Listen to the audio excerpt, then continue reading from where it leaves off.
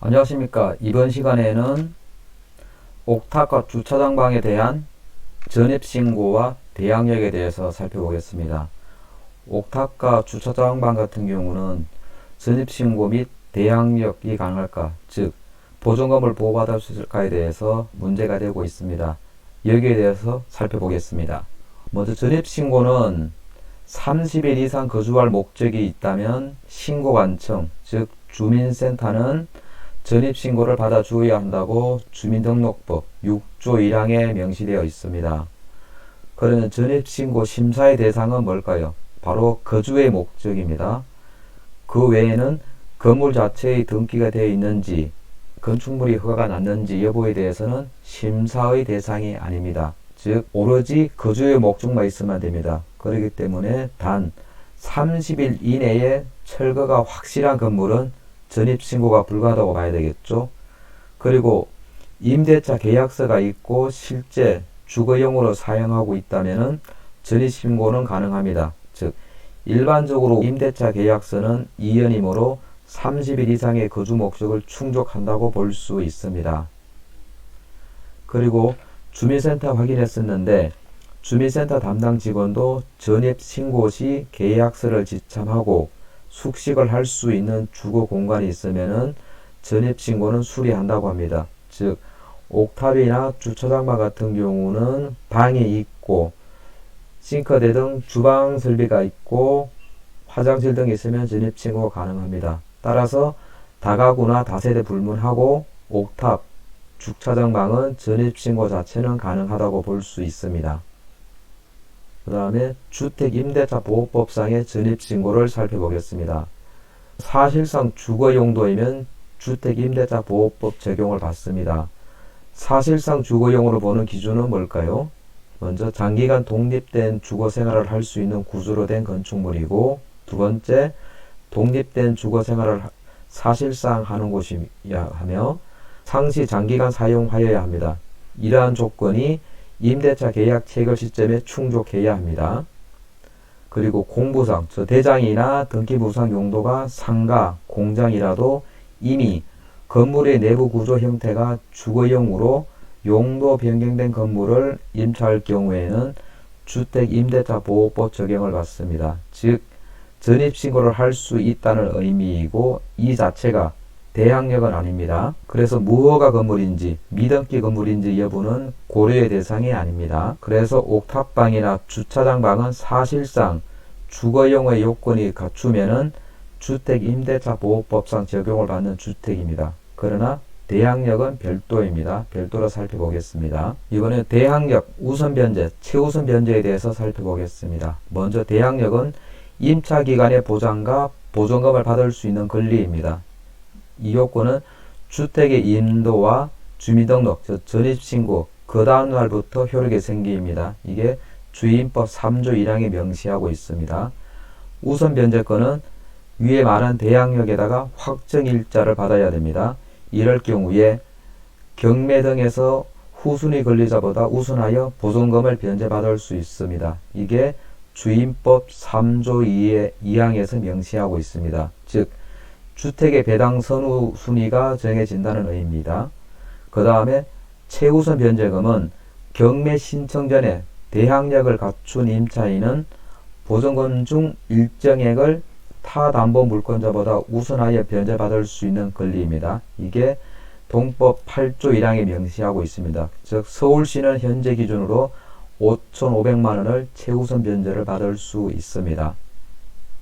그 다음에 주택별 대항력과 주소 이전에 대해서 보겠습니다. 소유자가 한 명인 단독 다가구 주택은 주택의 지번까지 정확히 기재했다면 동호수가 등기부와 다르더라도 대항력을 인정하고 있습니다. 이게 대법원 97-29530판례의 내용입니다. 반면에 세대별로 구분 등기된 공동주택, 즉 연립주택이나 다세대, 아파트 같은 경우는 등기부상 지번, 동호수가 일치해야 대항력을 확보 가능합니다. 이게 대법원 95-177 판결 내용입니다. 그리고 주민등록은 임차인뿐만 아니라 그 배우자나 자녀 등 가족의 주민등록을 포함됩니다. 이게 주민법 3조 1항의 내용이며, 그래서 임차인과 가족이 거주하면서 임차인 자신의 주민등록만 잠시 옮겼다면은 이런 경우에도 대항력은 인정한다는 게 대법원 판결 내용입니다. 그리고 주민등록은 전출 전에는 임차권 등기를 먼저 해야 대항력이 유지됩니다. 대항력 판례를 보시면은 대항력은 앞에도 말했지만은 임차기간의 보장과 보증금을 받을 수 있는 권리이고 주택의 인도와 주민등록을 한 다음 날부터 효력이 생깁니다. 그래서 고등법원은 주택임대차 보호법상 대항력을 갖추고 보호를 받기 위해서는 제3자로 하여금 인식할 수 있는 공시방법을 갖출 것을 요구하고 있습니다. 다른 제3자도 보호할 필요가 있으니까 제3자도 인식할 수 있는 상태가 돼야 된다는 얘기입니다. 그래서 원룸, 예를 들어서 201호가 구조 변경돼서 원룸 하나를 4개 호실로 분할한 경우에 부동산 등기부에는 그냥 201호만 되어 있는데 실제 호수 204호의 경우에는 서로가 일치하지 아니하기 때문에 주택임대차 보호법상의 공시방법으로 임차인을 특정할 수 없게 되기 때문에 유효한 대항요건이 갖추어진 것으로 볼 수 없다고 이렇게 판시한 바 있습니다. 전입신고 및 보증금 보호 여부에 대해서 보면은 옥탑방이나 주차장방은 전입신고와 보증금 보호를 받을 수 있을까 다시 한번 고민해 보면은 다가구 주택 같은 경우는 전입신고 및 보증금 보호가 가능합니다. 그래서 계약도 해당 호실로 작성하면 문제가 없습니다. 그리고 다세대 주택 같은 경우는 이때는 양성화 여부에 따라 달라집니다. 양성화라는 것은 대장이나 등기부상 기재 여부에 대한 내용인데 양성화가 된 경우와 되지 않은 경우 둘로 나눠볼 수 있는데 양성화가 된 경우 전입신고 및 보증금 보호는 가능합니다. 이에 반해 양성화가 되지 않은 경우에는 전입신고는 가능하지만 보증금 보호는 받을 수 없을 것 같습니다. 그래서 실제 현실에서는 어떻게 계약이 되는가 하면은 양성화된 경우에는 계약은 양성화된 호실의 일부 몇 호로 하는 게 일반적입니다. 이에 반해서 양성화가 되지 않은 경우에는 주로 임대인이 거주하는 호실로 계약을 하는 게 일반적이라고 볼 수 있습니다. 그러면 구체적으로 옥탑이나 주차장방의 양성화에 대해서 보면은 참고로 건축물 대장을 샘플로 가져왔는데 여기 어느 집원의 302호의 내용입니다. 302호에 보면은 전유 부분에 3층 18.86제곱미터 외에도 6층 옥탑이죠. 31.96을 302호에 편입시켜 놨습니다. 그 건축물 대장의 다음 페이지에 보면은 14년 7월 24일에 옥탑층 31.96제곱미터를 3층 302호 전유 면적에 산입됐다고 명시되어 있습니다. 이게 양성화되었다는 얘기입니다. 저 6층 옥탑을 302호에 양성화했습니다. 양성화된 내용에 대해서 등기부를 보시면은 3층 302호에 3층에 18.66제곱미터와 6층에 31.96제곱미터가 같이 되어 있죠. 이걸 좀 확대해서 보시면은 3층과 6층이 302호에 같이 합쳐져서 등기부상 되어 있습니다. 이게 양성화된 내용입니다. 그래서 양성화가 되면은 전입신고 및 보증금 보호가 가능합니다. 그래서 계약은 302호 중 일부 6층 옥탑 이렇게 하면 됩니다. 그리고 실제로 302호 6층 옥탑 두 건의 임대차 계약이 가능합니다.